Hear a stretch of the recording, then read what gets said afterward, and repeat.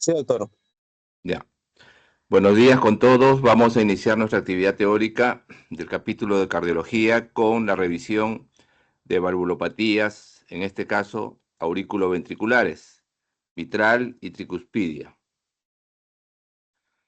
Iniciamos con estenosis mitral.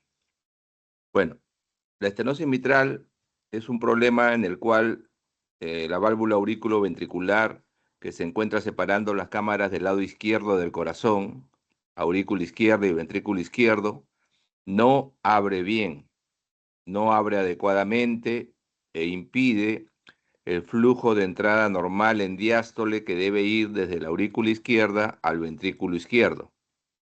Entonces, esta anormalidad de la válvula impide un llenado adecuado. La válvula está compuesta no solamente por las propias velos valvulares, sino también tiene otros componentes: el anillo, las cuerdas tendinosas y los músculos papilares. Cualquier alteración en estas estructuras puede llevar a una anormalidad en la apertura, causando esta dificultad para el llenado.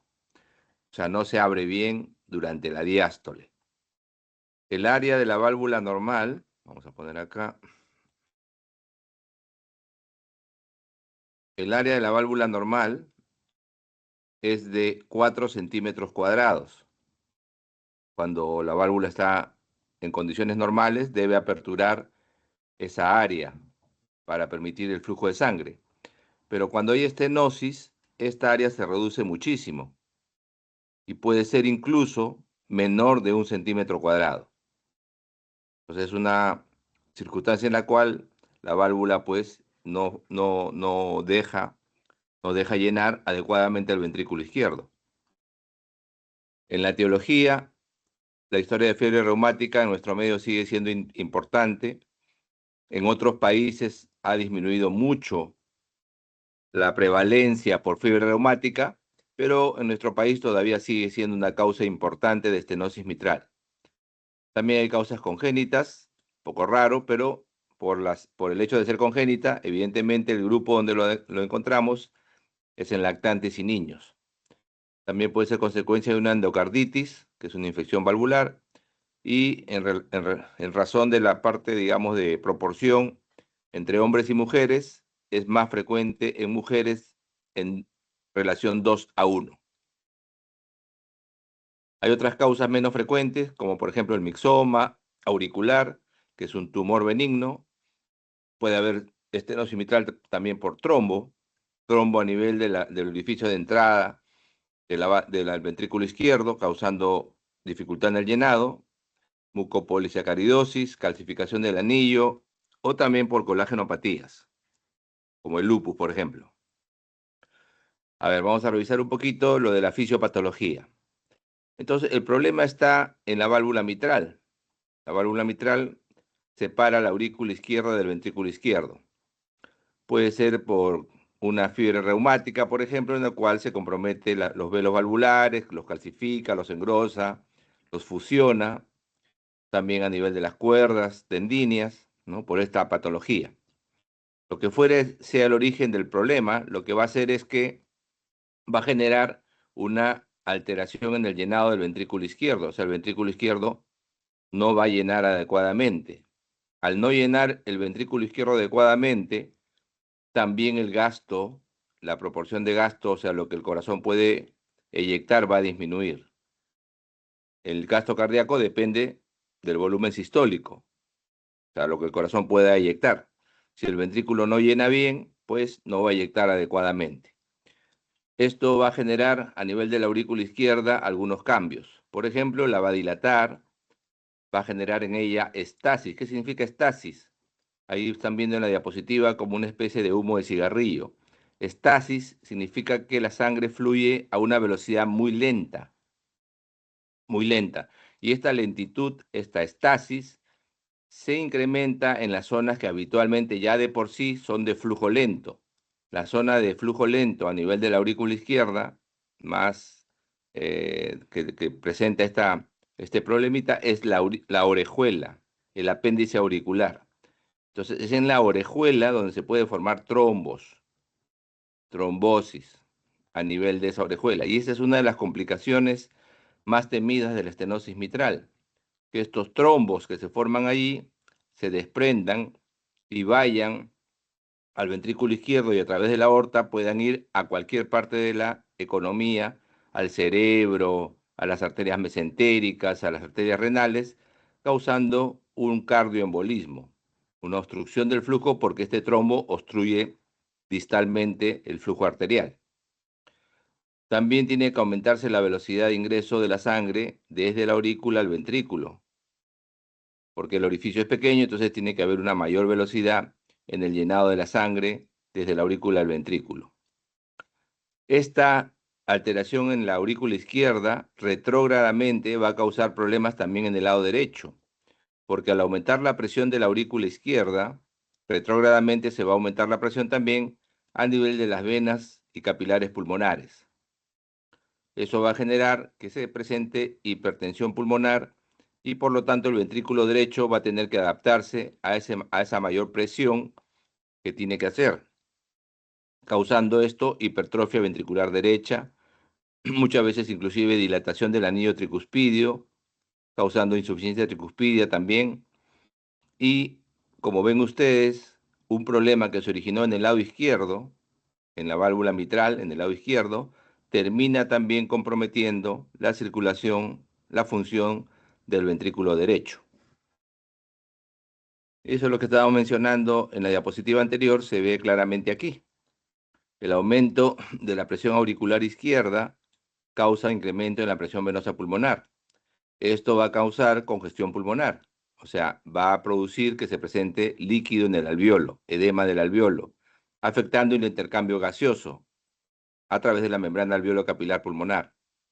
Si la presión se eleva mucho, inclusive, se puede producir una ruptura de las venas varicosas endobronquiales causando hemoptisis, como uno de los datos clínicos que puede verse también en estenosis mitral. Y como les refería, la elevación de la presión en el lado izquierdo compromete al final el llenado del lado derecho, el ventrículo derecho se dilata, se hipertrofia y puede comprometerse la circulación venosa sistémica. Hepatomegalia, por ejemplo, hipertensión portal, edemas, todos los datos de falla derecha se pueden dar a consecuencia de esta estenosis mitral. ¿Cómo valoramos la gravedad? Bueno, va a depender de su historia natural y de la afectación hemodinámica. En ambos casos, eso se puede valorar por una técnica que se llama la ecocardiografía. La ecocardiografía permite valorar adecuadamente el daño que se produce por esta estenosis mitral y la posibilidad también de que esta estenosis pueda ser reparada. Entonces, ¿cómo dividimos la gravedad? Puede ser leve, puede ser moderada o puede ser severa. Leve es si el área es mayor, de apertura se refiere, de la válvula mitral, un área mayor de apertura de 1.5 centímetros cuadrados. Gradiente medio, menos de 5 milímetros de mercurio, y una presión sistólica de arteria pulmonar menor de 30 milímetros de mercurio. Moderada si el área pasa a ser de 1 a 1,5, si el gradiente pasa a ser de 5 a 10, y si la presión en arteria pulmonar sistólica entre 30 a 50. Bueno, lo importante viene si la estenosis mitral es severa. Allí el área se reduce a menos de 1 centímetro cuadrado de apertura. La gradiente entre aurículo y ventrículo supera los 10 milímetros de mercurio y la presión sistólica en pulmonar es mayor de 50. En la clínica, bueno, siempre hay que buscar en anamnesis antecedentes de fiebre reumática, ya hemos dicho que sigue siendo prevalente. Puede haber fatiga, puede haber cansancio, astenia, palpitaciones, hemoptisis, disfonía. Ahí hay una compresión del nervio laríngeo recurrente, que vamos a ver mejor cuando veamos la radiografía de tórax en la estenosis mitral. Puede haber dolor torácico, generalmente asociado a la hipertrofia derecha por la hipertensión pulmonar. Y el dato temido, como les dije, cardioembolismo, uno de los peores, que se vaya al cerebro, causando accidente cerebrovascular. La disnea es el síntoma más importante. Representa el incremento de la presión en la aurícula izquierda, la que se va a transmitir, ¿no es cierto?, hacia el lado pulmonar, causando congestión. Entonces, eso origina la disnea. Hemoptisis por ruptura de las venas varicosas endobronquiales, ¿no? Eso se produce el paso de sangre a la parte bronquial y bueno, con la tos puede evidenciarse rasgos de sangre. Fibrilación auricular es una alteración común en la estenosis mitral, es una alteración del ritmo cardíaco. El ritmo cardíaco normalmente es una consecuencia de la despolarización del nodo sinusal, pero en la fibrilación auricular toda la aurícula se desorganiza eléctricamente y ya no responde la activación del ventrículo por una activación sinusal, sino en forma desordenada. Entonces se altera el ritmo cardíaco ahí. Y finalmente el embolismo sistémico que estuvimos comentando es una de las complicaciones más temidas. El dolor torácico se asocia generalmente a la hipertensión pulmonar. La insuficiencia cardíaca derecha a consecuencia de ella, ¿no? Del compromiso derecho. Entonces va a haber ingurgitación yugular, va a haber edemas, dolor en hipocondrio derecho, e incluso puede llegarse a lo que se llama la cirrosis cardíaca con compromiso de la función hepática, ictericia. En el examen físico, a la inspección, característica, la facies mitral. La facies mitral tiene tres componentes, es el rubor, o sea, un color rojizo en la zona del pómulo, la zona malar, un color azul cianótico en nariz, párpados y labios, y un color blanco de fondo, es una palidez de fondo. Por eso le llaman la facies tricolor. El pulso venoso yugular va a evidenciar una onda A prominente, la presión arterial tiende a ser más bien baja, porque el llenado, como hemos dicho en la fisiopatología del ventrículo izquierdo, es bajo. El choque de punta se puede desplazar hacia el reborde esternal izquierdo, y eso se llama impulso ventricular derecho, sobre todo si la estenosis mitral es importante. Entonces recordemos la facies mitral, hemos dicho el rubor, o sea, el color rojizo a nivel malar, hemos dicho la coloración azulada a nivel de la parte de los ojos, nariz o labios, y de fondo una cierta palidez. Entonces tienes rojo, tienes blanco y tienes azul, que son los componentes de la bandera francesa, los colores de la bandera francesa. Facies tricolor también le llaman, ¿no? Facies de tres colores. En la palpación puede haber un frémito diastólico en la zona apical, en la zona del choque de punta, producto de la transmisión de las vibraciones producto del soplo hacia la pared torácica. En la auscultación se produce una serie de hallazgos que son muy característicos de la estenosis mitral. El primer ruido toma una intensidad muy fuerte. Esto es producto de que la presión en la aurícula izquierda se incrementa, entonces la presión del ventrículo izquierdo tiene que incrementarse también para poder llenarla, para poder cerrarla, perdón, en la sístole, aumentando la intensidad del primer ruido.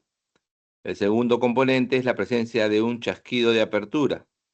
El chasquido de apertura se presenta cuando la válvula mitral se va a abrir. Normalmente la apertura de una válvula no se debe escuchar, pero en este caso la válvula está calcificada, está fibrosada y puede producir un ruido. Después del segundo ruido, el chasquido de apertura. Tercer componente es el soplo diastólico, que es producto del flujo aumentado, de la velocidad aumentada, turbulento, que pasa de aurícula a ventrículo en la diástole. Y finalmente hay un refuerzo presistólico al final de la diástole, que es producto de la contracción auricular para mejorar el llenado.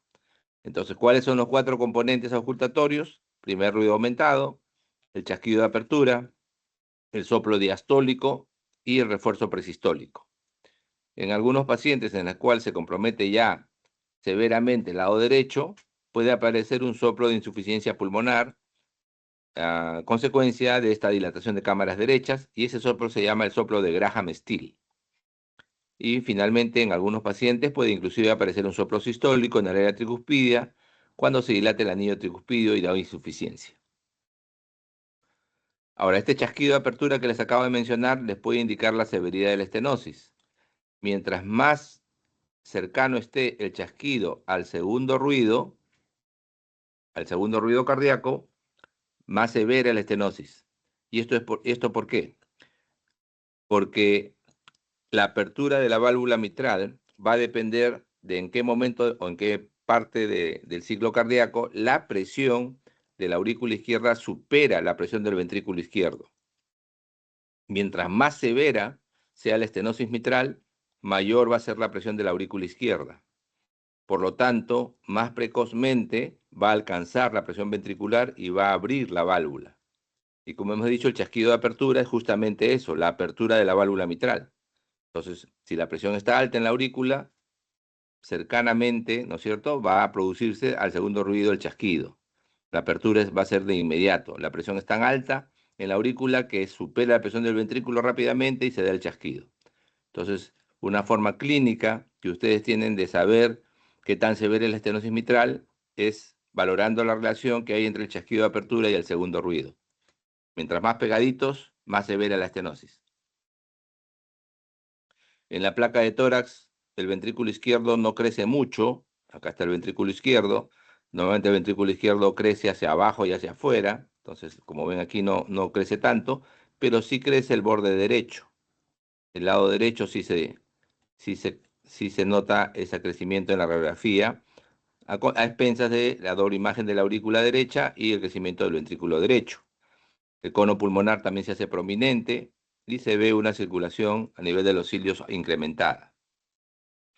Si le toman al paciente una radiografía de tórax lateral y le dan un contraste para que marque el esófago, se llama bario, contraste varitado, lo que se va a notar es que la aurícula izquierda, que está marcada en esta radiografía como LA, se desplaza hacia atrás, crece hacia atrás. Entonces, en la estenosis mitral, la aurícula izquierda, debido a ese crecimiento, va a comprometer al esófago, como ven aquí, dificultando el paso del contraste. Eso genera que muchos pacientes con estenosis mitral tengan tendencia a adelgazar. No toleran mucha alimentación por este compromiso del esófago. Además, este desplazamiento posterior puede comprometer el nervio laringio recurrente y causar en el paciente un cambio en la voz. La voz se hace muy apagada, muy disfónica debido a esta compresión. En el electrocardiograma vamos a notar datos que nos indican crecimiento de la aurícula izquierda. Este es la onda P mitral, que está marcada aquí. La onda P mitral es una onda P que tiene una forma de M, ¿no? Como en dos fases. Normalmente es una sola fase, pero en la estenosis mitral la onda P puede tomar esa morfología como de letra M, parece una M. También puede haber hipertrofia ventricular derecha, ventrículo derecho, que se nota aquí, en las precordiales derechas, V1, que se torna positiva. Normalmente V1, la precordial V1 es negativa, pero aquí se hace positiva porque hay muchas fuerzas hacia el lado derecho. Y finalmente la aparición de arritmias. La más temida en el EKG, la presencia de fibrilación auricular. Bueno, el método de elección para el diagnóstico se llama ecocardiografía y permite valorar la severidad, la etiología y la posibilidad de corrección. Normalmente la aurícula izquierda debería ser de un tamaño contenido, digamos, en esta distancia que hay medida aquí, debería ser muy parecida a la de la raíz de la aorta, pero vean cómo claramente, en este caso que hay estenosis mitral LA, o sea, la aurícula izquierda, tiene un diámetro mucho mayor que el de la aorta, indicando este crecimiento de la aurícula izquierda. Noten dónde está la flecha blanca, que está el velo anterior de la válvula mitral, que normalmente debería tender a irse hacia el septum. El septum está aquí. Entonces la válvula mitral al abrir debería tenderse a ir hacia el septum. Pero vean que aquí queda fija, en una posición fija, como si fuera un palo de stick, que le llaman así en los libros, palo de stick, con el instrumento que se juega el hockey. Bueno, así lo describen en los libros. Si giramos el transductor, podemos obtener una vista ecográfica de la válvula mitral en forma transversal y podemos medir a través del eco el orificio de la válvula. Ahí se ha medido en la línea de puntos y el aparato nos da por planimetría el área de la válvula mitral. En este caso marca 0.9 centímetros cuadrados, indicando que tiene una estenosis mitral severa. Ya habíamos dicho que menos de 1 centímetro cuadrado es una apertura muy severamente afectada, ¿no? Severa. En el tratamiento de la estenosis mitral, si el paciente es sintomático, si el paciente tiene síntomas, disnea, hemoptisis, todo lo que hemos mencionado en la parte inicial, pues debe terminar o en una cirugía, o sea, un cambio de la válvula, o en una comisurotomía percutánea, que es a través de un balón que se introduce por vía percutánea y se ubica en el orificio de la válvula mitral y se infla, con la idea de aperturar, de hacer más amplio el orificio. Entonces, si es sintomático, como ven el paciente, sea cual sea el camino, termina o en la cirugía o termina en la comisurotomía. ¿Y de qué depende que vaya por cuál camino? Bueno, depende si tiene contraindicaciones para la cirugía. Evidentemente, si un paciente no tiene indicación quirúrgica porque tiene alto riesgo, por ejemplo, de operación, pues termina en comisurotomía. Y si no tiene alto riesgo o contraindicación para la cirugía, va a depender de las características clínicas favorables o no para cuál procedimiento, ¿no? Si tiene características clínicas favorables para comisurotomía, pues va al balón. Y si no, va a cirugía, ¿no? ¿Qué características clínicas son favorables? Bueno, que el paciente no tenga una gran calcificación. Mientras más calcificado esté la válvula, menos posibilidades hay que el balón tenga éxito. Si el paciente es asintomático, si el paciente no tiene síntomas, se valora el riesgo de embolias y el riesgo de alteración hemodinámica. ¿Cómo se valora el riesgo de embolia? Se valora a través de ecocardiografía. Entonces, ¿qué se ve en la ecocardiografía? Se ve el diámetro de la aurícula izquierda, se ve la velocidad de flujo que hay en la aurícula izquierda, si hay contraste espontáneo o si hay presencia de trombos en las orejuelas, en la orejuela. Eso marca riesgo alto de embolia. ¿Y cómo se valora la descompensación hemodinámica? Se valora midiendo la presión en la arteria pulmonar. Mientras más alta la presión en la arteria pulmonar, mayor riesgo de descompensación hemodinámica. Entonces, si nuestra ecografía nos dice que hay esos factores, como ven aquí, de frente pasamos al camino también o de cirugía o de comisurotomía, o sea, intervenimos. Y si no lo tiene, si no tiene, vamos a hacerle una prueba de esfuerzo para ver si el paciente desarrolla síntomas en la prueba de esfuerzo. Si desarrolla síntomas, seguimos el mismo camino que hemos seguido en el paciente sintomático, terminando según opción sea favorable o no a cirugía o comisurotomía. Si no tiene síntomas en la prueba, puede ir a un seguimiento. Es lo que hemos dicho en la diapositiva anterior, la indicación de comisurotomía o cirugía para tratamiento. Comisurotomía es para paciente sintomático que no tenga características desfavorables para el procedimiento. También para paciente sintomático que tenga contraindicaciones para cirugía, ¿no? Entonces no queda otro camino que el balón. La cirugía está indicado para pacientes sintomáticos que no son candidatos a balón, que no van bien en comisurotomía. También puede considerarse balón comisurotomía para pacientes asintomáticos que no tengan características clínicas y anatómicas desfavorables para el procedimiento y que tengan riesgo tromboembólico alto o riesgo de descompensación hemodinámica. Habíamos hablado de las características desfavorables para el balón clínicamente, si el paciente tiene edad avanzada, si ya tiene una historia de una comisurotomía previa, si tiene una falla cardíaca avanzada, si tiene una fibrilación auricular o hipertensión pulmonar grave, preferible pasar a cirugía. También podemos pasar a cirugía si las características anatómicas de la válvula no son adecuadas. Y eso se ve por la escala de calcificación de ecocardiografía de Wilkins o Cormier. Esas escalas ecocardiográficas lo que ven es la calcificación de la válvula mitral. Si hay calcificación severa de la válvula, mejor no usar comisurotomía. Y este procedimiento de balón inclusive tiene contraindicaciones. Si el área de la válvula mitral es mayor que leve, mayor de 1.5, no tiene sentido. Trombo en aurícula izquierda. Si concomitentemente hay una insuficiencia mitral, o sea, lo que se llama una doble lesión mitral, o sea, estenosis más insuficiencia, esos no son candidatos a balón. Calcificación grave de la válvula, si tiene una valvulopatía aórtica grave concomitante, si tiene una enfermedad arterial coronaria concomitante. En esos casos, mejor ir a cirugía. En algunos pacientes que no pueden ir a un tratamiento quirúrgico, nos queda el tratamiento médico. El tratamiento médico no es el ideal, porque el problema, como hemos visto en la descripción de la patología, es un problema mecánico, es una alteración en la apertura de la válvula mitral. Entonces, los medicamentos ahí, los efectos benéficos en realidad son son paliativos, son cosméticos, son para mejorar síntomas, pero no tratan el problema de fondo.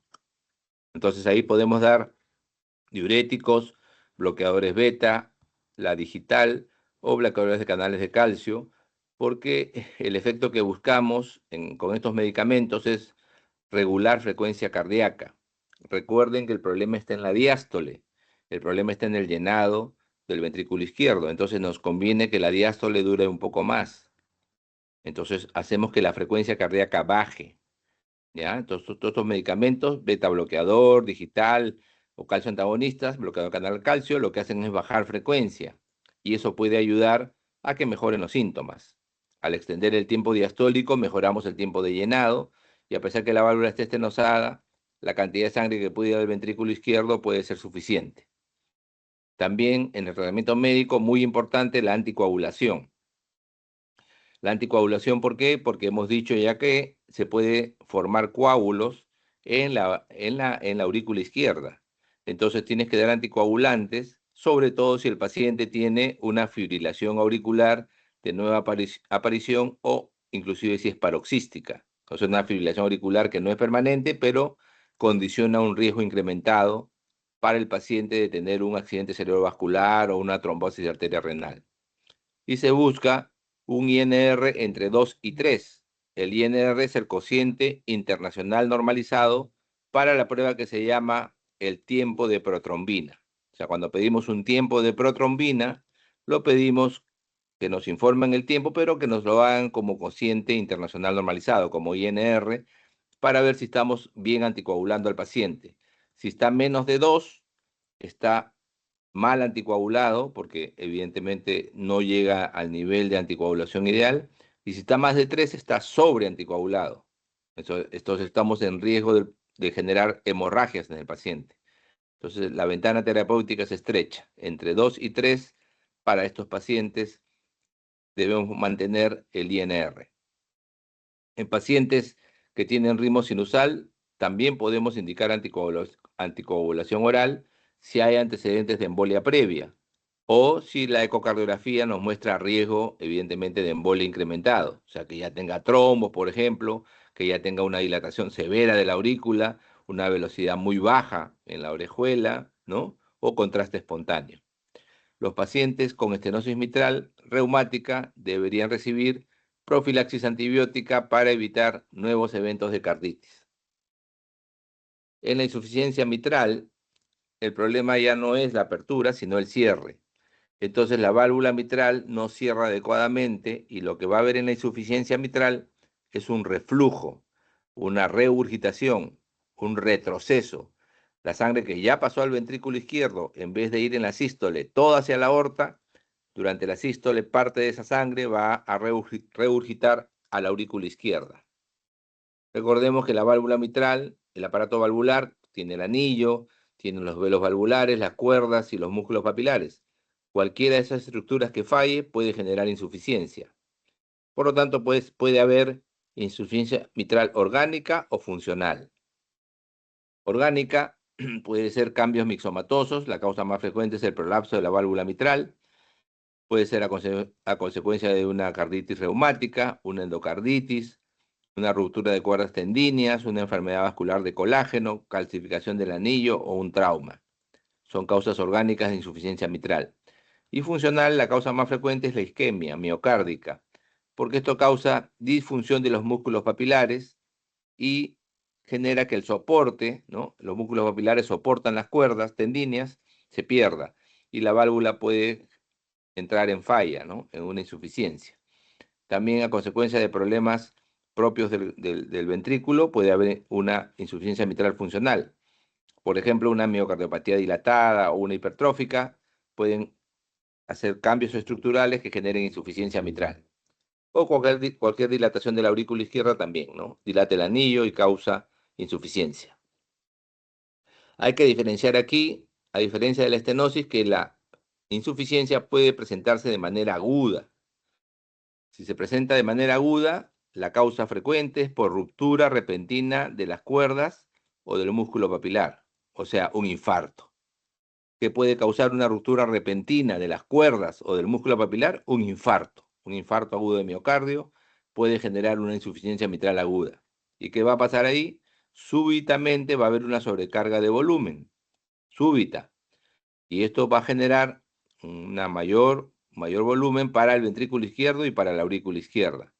En el ventrículo izquierdo, entonces, cuando se contrae en cada sístole, ya no solamente va a haber sangre que va hacia la aorta, que es el volumen anterógrado, el que nos sirve, el que va a todo lo que es el cuerpo, ¿no? A la parte sistémica, sino que una parte va a ir hacia la aurícula izquierda, que es el volumen retrógrado, volumen de eyección retrógrado. Entonces, el volumen efectivo, lo que realmente el corazón va a expulsar como fracción como gasto, va a disminuir. La fracción expulsada a la aorta es menor porque parte se pierde al retornar la sangre a la aurícula izquierda. Este mayor volumen que va a la aurícula izquierda causa una sobrecarga de volumen, evidentemente, en esta cavidad, pero como la presentación es aguda, la aurícula izquierda no ha tenido tiempo de dilatarse. Entonces, inmediatamente la sobrecarga de volumen va a generar sobrecarga de presión de inmediato, ¿ya? Y este aumento de presión en la aurícula va a comprometer el drenaje de sangre que viene desde la circulación pulmonar, causando congestión pulmonar, o sea, un edema pulmonar. Si más bien se desarrolla la insuficiencia mitral en forma crónica, o sea, a lo largo de meses o años, ejemplo clásico, una insuficiencia mitral reumática, bueno, se llega a la fase crónica compensada. ¿Qué cambios van a haber en el corazón en esta fase crónica? También se puede llegar a la fase crónica compensada si un paciente agudo es manejado con terapia médica adecuada y bueno, se le compensa. Entonces, ¿qué cambios va a haber en la fase crónica compensada en la fisiopatología? Dos fundamentalmente. En el ventrículo izquierdo, lo que se va a generar es hipertrofia excéntrica. Hipertrofia excéntrica significa que no solamente se incrementa el grosor de la pared del ventrículo izquierdo, sino que también se incrementa el radio de la cavidad.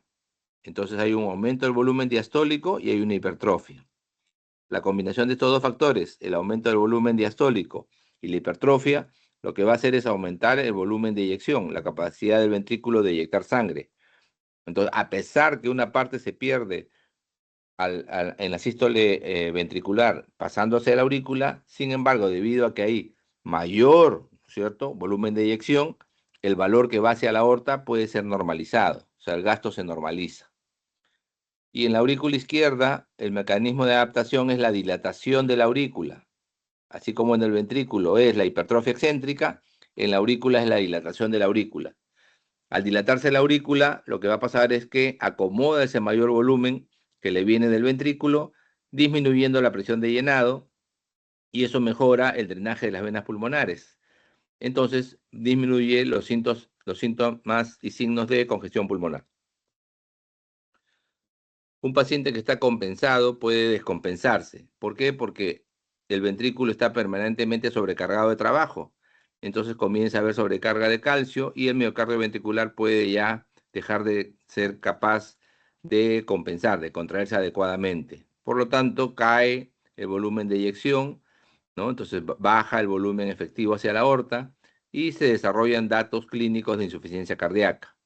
Esto dilata más el ventrículo izquierdo y esto a su vez dilata más el anillo mitral, empeorando la insuficiencia. Es un círculo vicioso.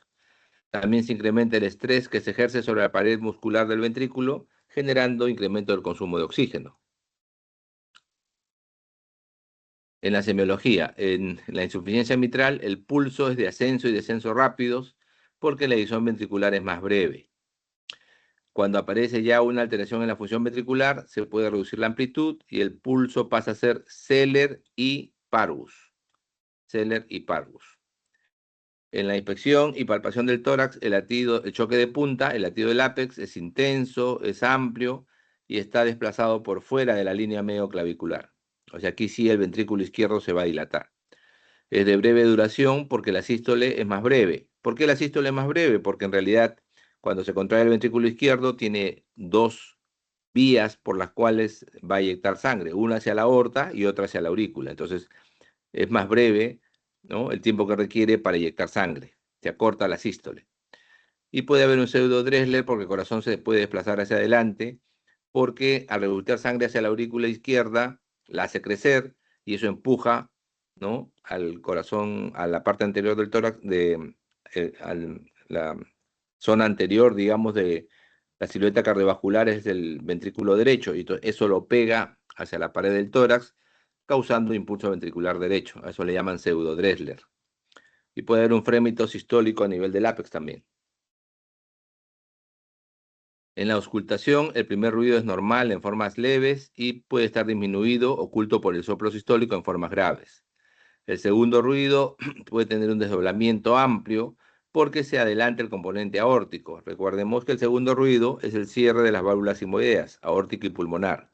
Como en este caso la sístole se adelanta, se acorta, entonces el cierre aórtico también se adelanta. Entonces se separa del cierre pulmonar y eso causa un desdoblamiento del segundo ruido. El tercer ruido también puede aparecer por llenado ventricular abrupto y característicamente aquí hay un soplo holosistólico. El soplo es de tono alto y soplante en el foco mitral con irradiación al hueco axilar. Holosistólico porque durante toda la sístole la presión del ventrículo izquierdo es mayor que la presión de la aurícula izquierda. Entonces todo el tiempo va a haber flujo de sangre del ventrículo izquierdo hacia la aurícula. En el cuadro clínico, si la insuficiencia mitral es aguda o es una crónica descompensada, el dato fundamental es la disnea progresiva, que es una disnea que se presenta al esfuerzo o disnea paroxística nocturna. También puede haber ortopnea, fatiga, edema pulmonar y si hay compromiso agudo por un infarto, una ruptura del músculo papilar o de las cuerdas, puede haber shock. Y también puede haber fibrilación auricular, que es una arritmia muy peligrosa. En la insuficiencia mitral compensada, el paciente puede estar asintomático y sin evidencia de falla. Entonces, no olvidar la posición de ortopnea del paciente, no tolera el decúbito, paciente adelgazado, puede dar datos de bajo gasto, que son los signos de vasoconstricción, la piel está fría, la piel está húmeda, llenado capilar lento, mayor de 2 segundos, puede haber cianosis periférica, disnea, taquipnea, taquicardia, o sea, el examen físico nos puede ayudar mucho. Y en el examen físico, la auscultación es característica con el soplo sistólico, ¿no? O lo sistólico, desde el primero hasta el segundo ruido. En algunos pacientes puede aparecer el tercer ruido, producto de que la sangre en la diástole, cuando trata de pasar al ventrículo, encuentra un ventrículo que está lleno, que está con mucho volumen, y puede aparecer el tercer ruido. En la placa de tórax, a diferencia de la estenosis mitral, en la insuficiencia mitral el ventrículo izquierdo se dilata radiológicamente, se crece hacia abajo y hacia afuera. Entonces es una cardiomegalia a expensas de cavidades izquierdas. Y el electrocardiograma también muestra ese crecimiento ventricular y habitualmente también la sobrecarga que se presenta en estos pacientes. Si hay una sospecha de insuficiencia mitral, entonces tenemos que evaluar los síntomas y hacerle de todas maneras al paciente una ecocardiografía para valorar decisión terapéutica.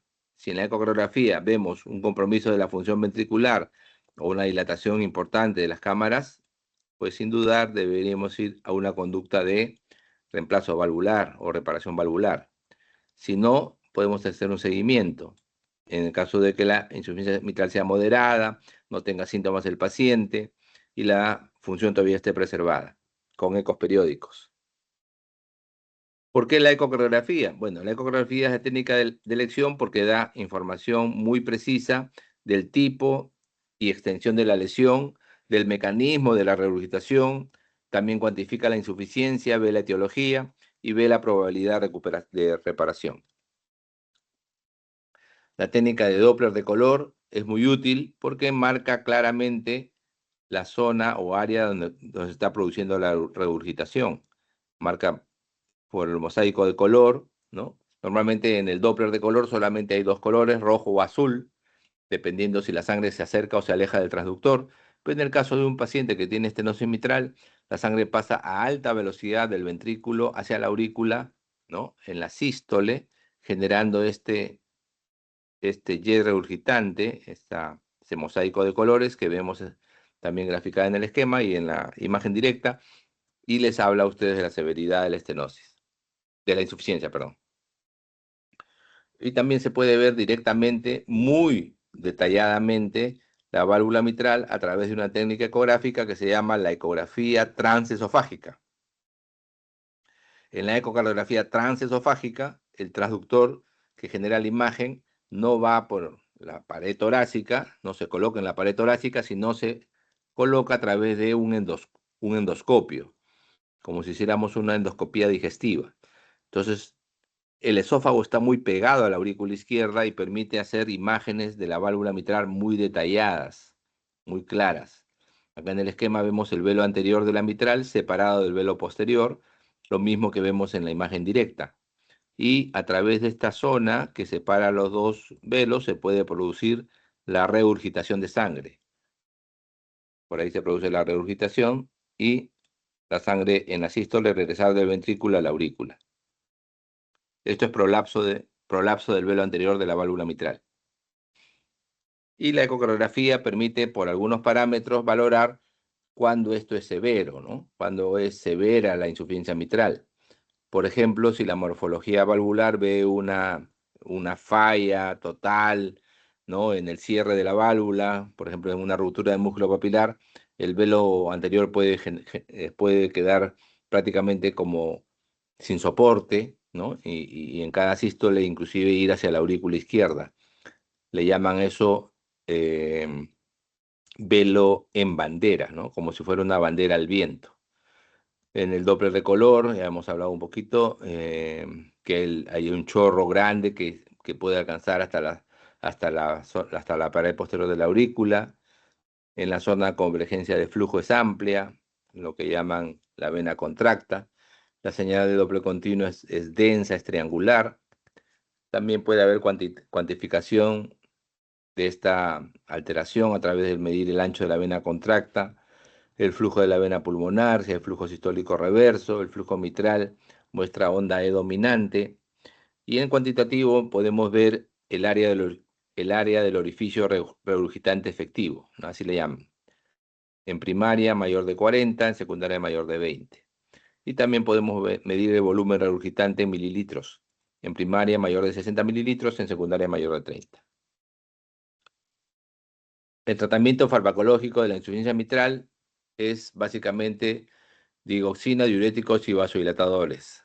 La digoxina es útil en pacientes con compromiso de la función ventricular, sobre todo si tienen una arritmia que se llama fibrilación auricular. Los diuréticos lo que van a ayudar es en la congestión y los síntomas de la congestión evidentemente, pero el tratamiento médico fundamental descansa en el uso de vasodilatadores arteriales. ¿Por qué? Porque si recordamos, en la insuficiencia mitral, la sangre regresa del ventrículo hacia la aurícula izquierda. Entonces, ¿qué nos favorece hemodinámicamente? Nos favorece que el flujo vaya más hacia la aorta. Queremos que haya más flujo anterógrado y menos flujo regurgitante. Entonces, utilizamos vasodilatadores arteriales para facilitar ese flujo anterógrado. O sea, como que le quitamos resistencia al flujo hacia adelante. Utilizamos, por ejemplo, inhibidores de enzima convertidora de angiotensina y ECAS o hidralazina. Estos fármacos reducen las resistencias arteriales y facilitan que el flujo, ¿no?, vaya del ventrículo izquierdo hacia la aorta en la sístole. Cuando la insuficiencia mitral es aguda, la distensibilidad de la aurícula no ha permitido que se adapte a esta sobrecarga de volumen y se incrementa de inmediato la presión que se transmite hacia la circulación pulmonar y origina muchas veces edema agudo de pulmón.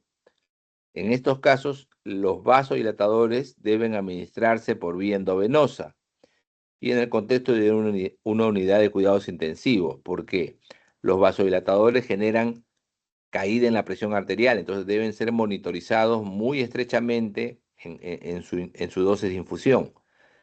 El nitroprusiato, por ejemplo, es una buena opción, pero es un medicamento peligroso, es un medicamento que cambia la presión arterial muy rápidamente, entonces debe ser monitorizado.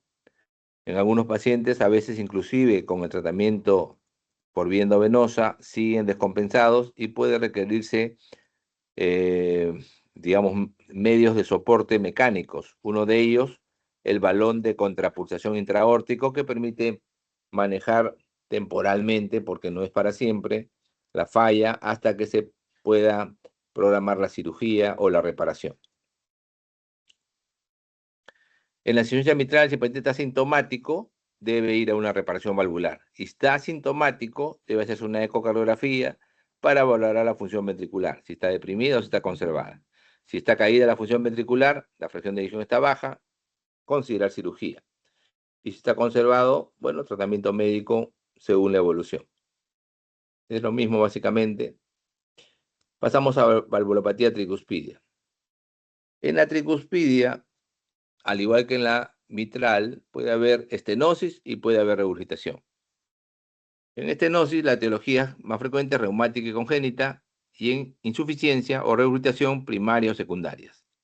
Causas, como verán ustedes, muy similares a lo que hablamos de la insuficiencia mitral: reumática, endocarditis, mixomatosa, carcinoide, radiación congénita, traumática o injuria del músculo papilar.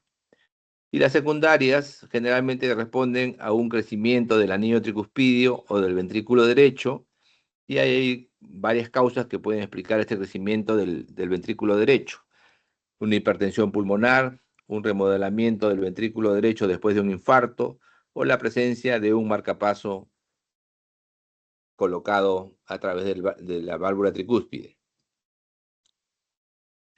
En la insuficiencia tricuspidia, cuando se contrae el ventrículo derecho, debería inyectar la sangre hacia la pulmonar. O sea, toda la sangre debería ir hacia la pulmonar. Pero debido a la insuficiencia tricuspidia, la sangre va a ir una parte hacia la pulmonar, pero una parte va a regurgitar hacia la aurícula derecha. Eso causa una sobrecarga de volumen en cavidades derechas, tanto en la aurícula y en el ventrículo derecho, y aumenta la presión. Y esta presión incrementada en cámaras derechas se transmite hacia el sistema venoso central, causando hipertensión venosa sistémica y congestión hepática.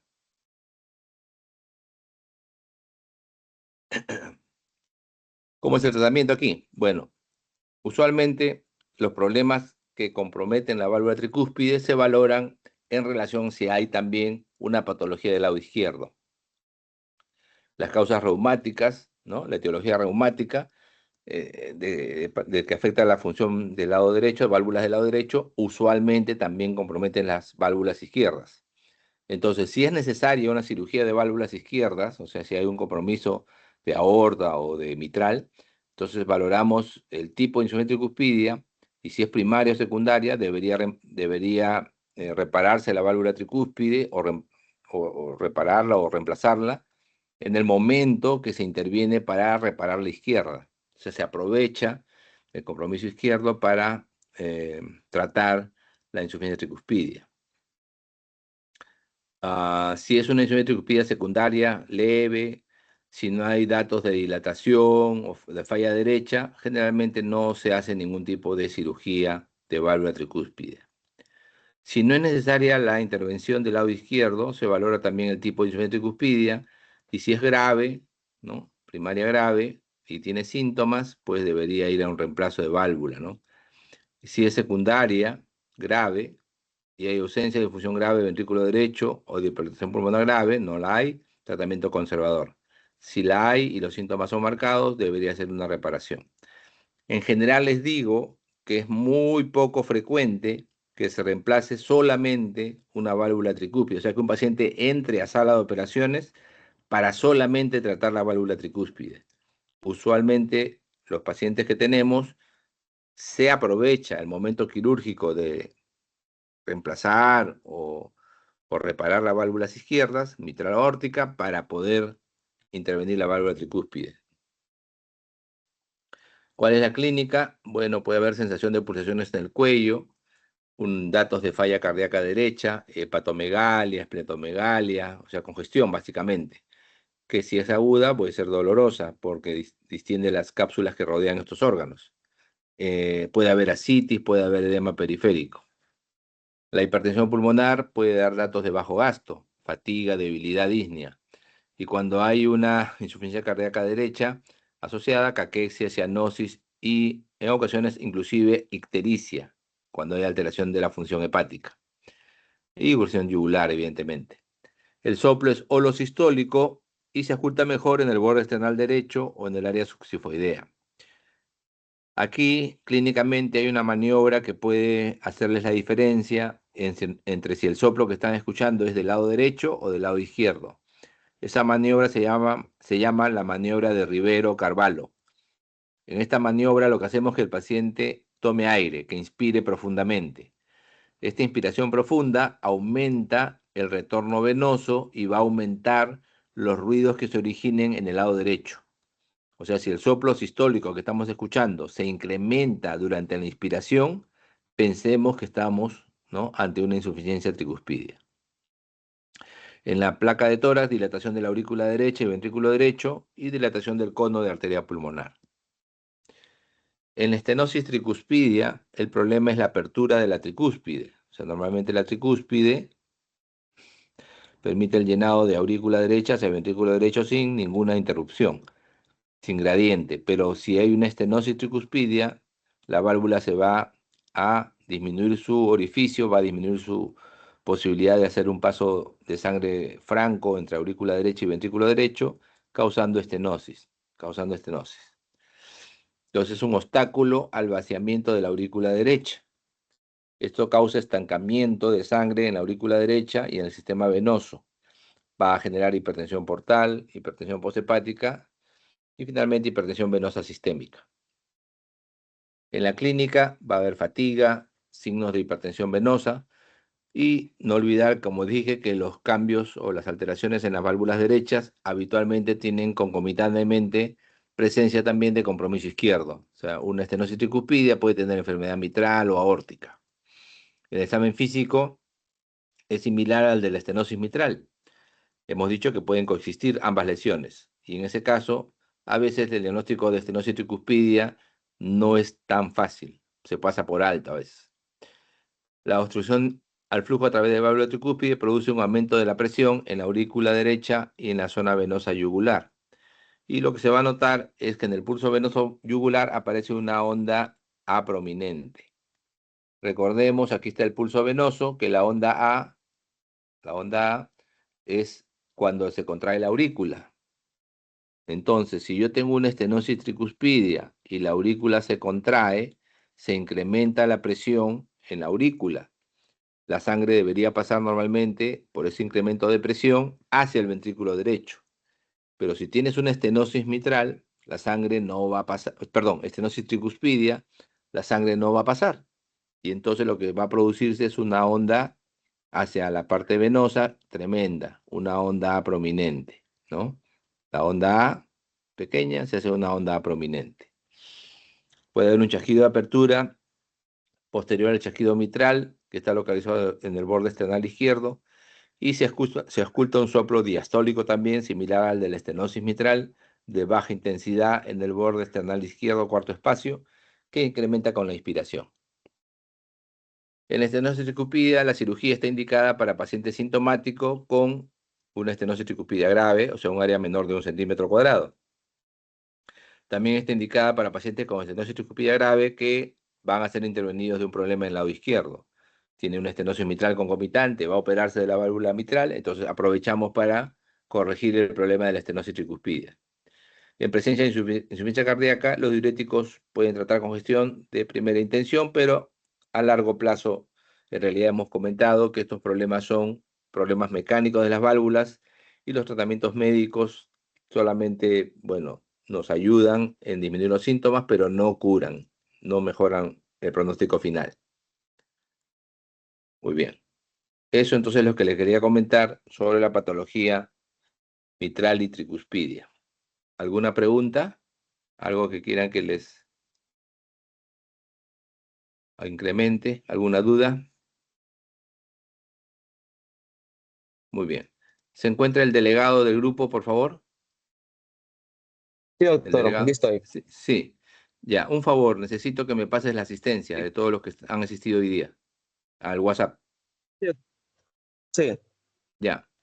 Entonces vayan a sus prácticas ya y mis alumnos tienen otro link para entrar. Hasta la próxima clase. La Sí, próxima clase es doctor. la próxima semana, Matías. La El próxima próximo semana. martes. Ya, doctor, está bien. Sí, ahí lo programas. Ya. Listo.